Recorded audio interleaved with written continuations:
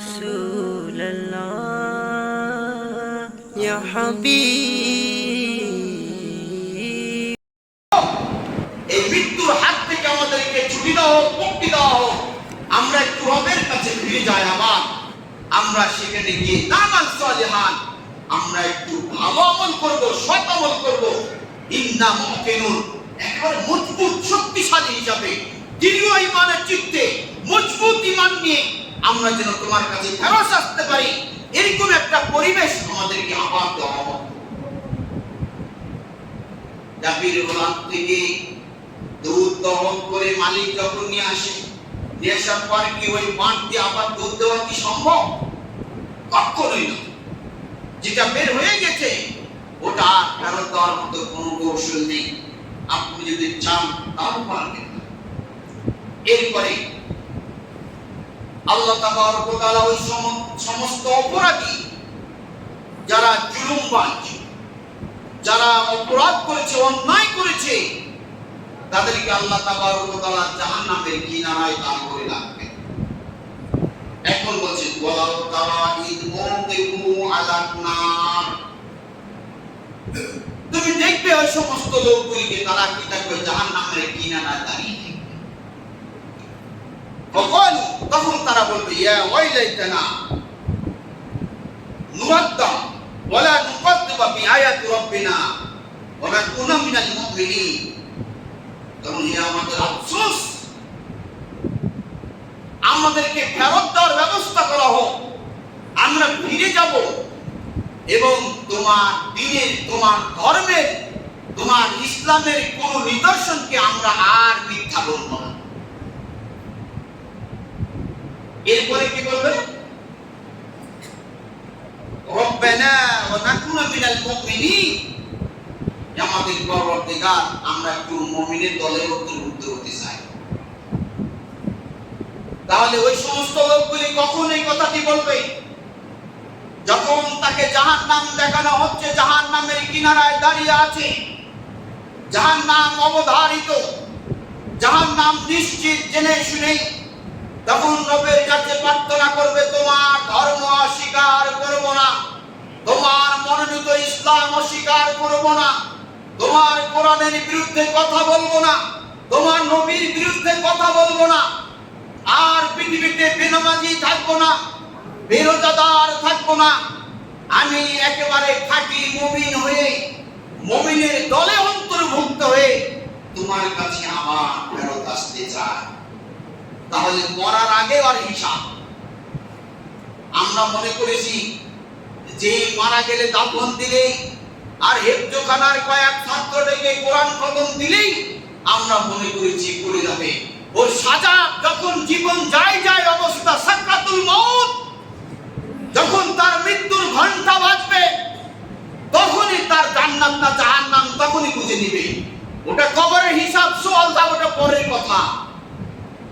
দুনিয়াতেই তার জীবন যখন বিয়োগ হবে, মাইনাস হবে, যখন দুনিয়ার সাথে সম্পর্ক ছিন্ন হবে, তখন সে বুঝে দিবে যে এখন আমি জান্নাতি লোক না জাহান্নামী লোক।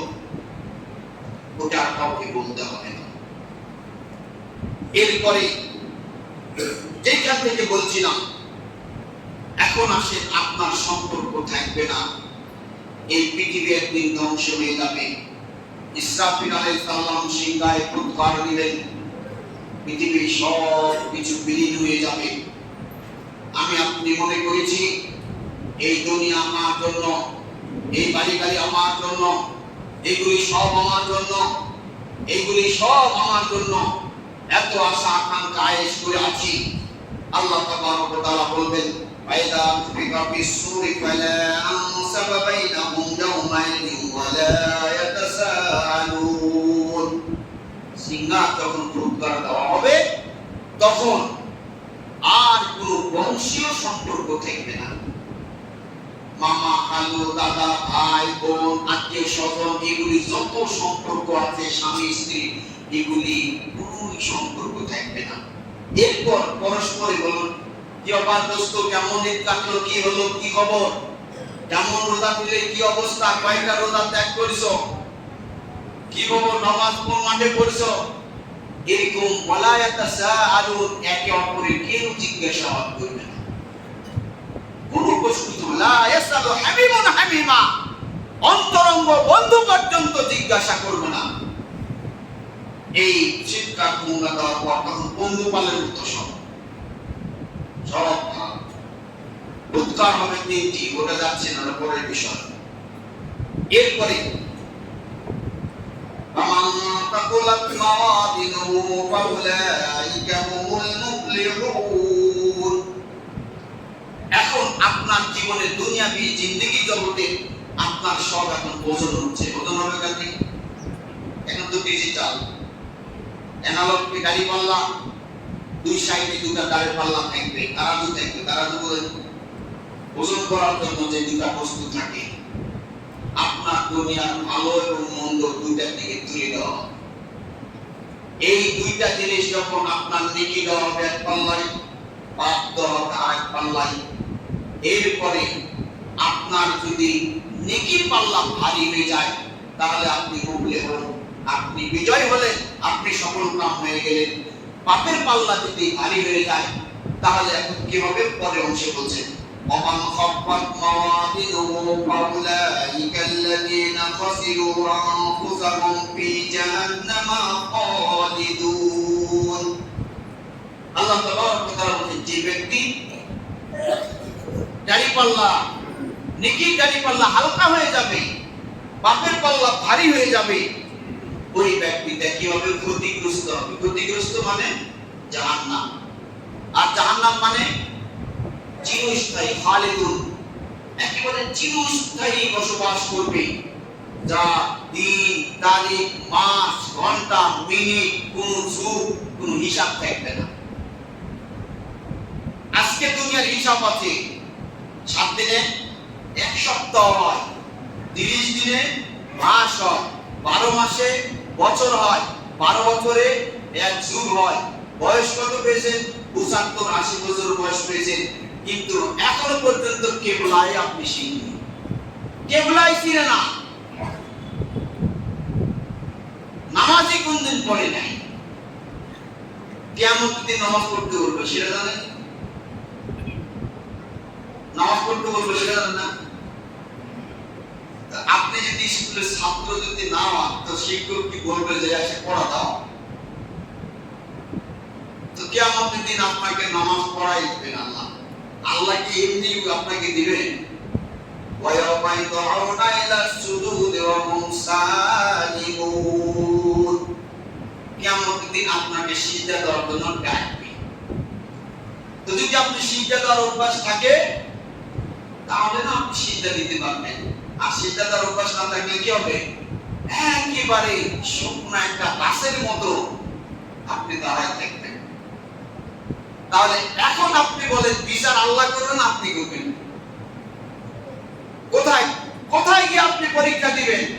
কার সামনে? ইমামের সামনে? যে না মসজিদে যাই না, শুক্রবারে গেলে তো বেলা বেলা হবে, এটা মনে করছেন।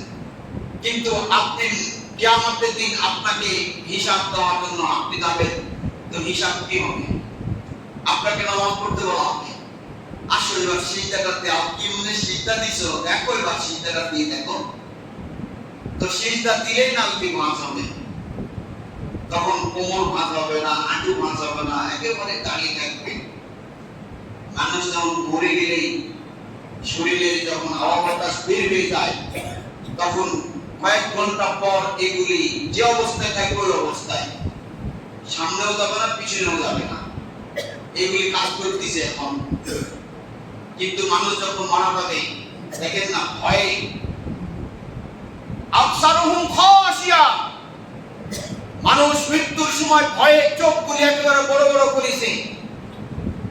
ওই চোখ বড় হওয়াতে চোখটা ভয়ঙ্কর, আত্মীয় স্বজন, খালা, ফুপু, মা সবাই কিছু এসব পর এখন ওই বড় বড় চোখ দেখে বলছে কি হবে, আর কেউ ছিল না কাছে, তাহলে এবার ঘমের ঘরে মারা গেছে নাকি কেউ দেখে নাই, কেউ খেয়াল করে নাই, ভয়ে সব ছেড়ে ছেড়ে চলে গেছে, চোখটা বড় বড় করে আছে। কিন্তু ওই সময় কাজ হলো যে তার আশেপাশের লোকজন মুখটাকে একটু চেপে ধরতে হবে নিচের দিক থেকে, মাথাটা ধরে মুখটা চেপে ধরতে হবে কিছুক্ষণ, চোখ দুটাকে টেনে ধরে একটু চেপে ধরতে হবে, ধরার পর তারপরে ছেড়ে দিবেন। কিছুক্ষণ সময় যদি টাটকা মৃত্যু হয় তাহলে তখন ওটা ঠিক হয়ে যাবে। কিন্তু ঘন্টাটার পর যদি আপনি যান তখন আরোটি কাজ করবে না, তখন ওরকম হয়ে যায়। খাসিয়াতান ভয় ভীত হয়ে জীবন যখন বের হয়ে গেছে তখন ভীত সন্ত্রাস হয়ে গেছে। মুমিনের মৃত্যু, এই যে এখন গরমে যাচ্ছেন না, গরম তাপের কারণে আপনার কপাল দিয়ে চিপ দিয়ে আপনার ঘাম বের হয়। ঘামকে আপনি বুঝতে পারেন, তাপ আপনি বুঝতেছেন, কিন্তু তাপের কারণে আপনার ঘামটা বেরিয়ে যাচ্ছে। ট্যাপের পানি ছেড়ে দিলে আওয়াজ হয়, একটা আওয়াজ হচ্ছে, কিন্তু ঘাম বের হয় এটা আওয়াজ বোঝা যায় না। কিন্তু ঘামের পরিমাণ যখন বেড়ে যায়, বেশি হয়, তখন গলে গলে পড়ে। তো মৃত্যুর মুমিনের মৃত্যুটা হচ্ছে যে কপাল দিয়ে যেমন ঘাম বের হয়, ঠিক মুমিনের মৃত্যুটা ওরকম আস্তে আলতো ভাবে বেরিয়ে যাবে, বুঝতেই পারবে। আর কাফেরের মৃত্যুটা হলো ভয়ানক অবস্থা। তারা সাপ যেমন ধাওয়া করলে যেরকম তারা খায়, বাঘ যেরকম ধাওয়া দিলে তারা খায়, ঠিক এরকম একটা ভীত সন্ত্রস্ত অবস্থায় ভয়ে সেই তার মুখ চোখ একবারে ভরকে ওঠে।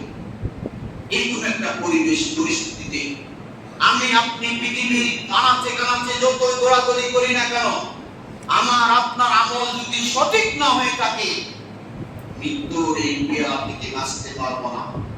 তাই আসুন আল্লাহ তাবারক ওয়া তাআলা আমাদের মৃত্যু একদিন আসবে। রাসূল সাল্লাল্লাহু আলাইহি সাল্লাম বলেন, মুত্তাবিল মুত্তাকা, মরার আগে মরো। তার মানে মরার প্রস্তুতি, যে কোনো মুহূর্তে আপনাকে আমাকে মৃত্যু হতে পারে। এই জন্য আমি আপনি কালেমা তাইয়্যিবাটাকে ঠিক করে নেই। যখন শুরুতে যাবেন তখন আগে কালেমা তাইয়্যিবাটা ভালো করে পড়ে দোয়া কালাম পড়ে তারপরে আপনি প্রস্তুতি নেবেন যে আমি মারা যাব, আমাকে মরতে হবে, এরকম প্রস্তুতি নিতে হবে। ফজরের সালাত হলো, এখন আল্লাহর নবী সাহাবীদের অবস্থান ছিল এরকম যে তোমরা, আল্লাহর নবী বললেন তোমরা কতদিন কিভাবে বাঁচবা? তো বলছে যে আমি এই বাসা থেকে যাওয়া আসায় পর্যন্ত, এখন আশা করি দুপুরে নামাজ পড়েছি, বাসায় যে খাওয়া করে আসতে পারবো। তুমি বলছে যে কাইলা করে আমি আসতে পারবো, তুমি আসর নামাজ পড়ে আসতে পারবো, তুমি তো মাগরিব, তুমি তো আর দু একদিন সময় আমি পেতে পারি। আল্লাহর নবী বলছে যে তোমার হাতে এতই সময় দিয়েছি, কিন্তু আমি ডান দিকে সালাম ফিরলে বাম দিকে সময় আল্লাহ, এর নাম হলো মৃত্যু। আসো আল্লাহ তাবারক ওয়া তাআলা আমাদেরকে এই মৃত্যুটা যেন কালেমা তাইয়্যিবা, মুসলিম মুমিন এবং ভালো মুসলিম হয়ে যেন আমার আপনার জন্য মৃত্যুবরণটা হয়। আমাদের মৃত্যুর যে কষ্ট যন্ত্রণা, এটি যেন আল্লাহ আসান করে দেন। আমাদের জন্য মৃত্যুটা কালেমা তাইয়্যিবা, তাওহীদে মৃত্যু যেন হয়। আল্লাহ তাবারক ওয়া তাআলা আমাদেরকে সকলকে যেন তার ইসলাম ধর্ম প্রচার করবে।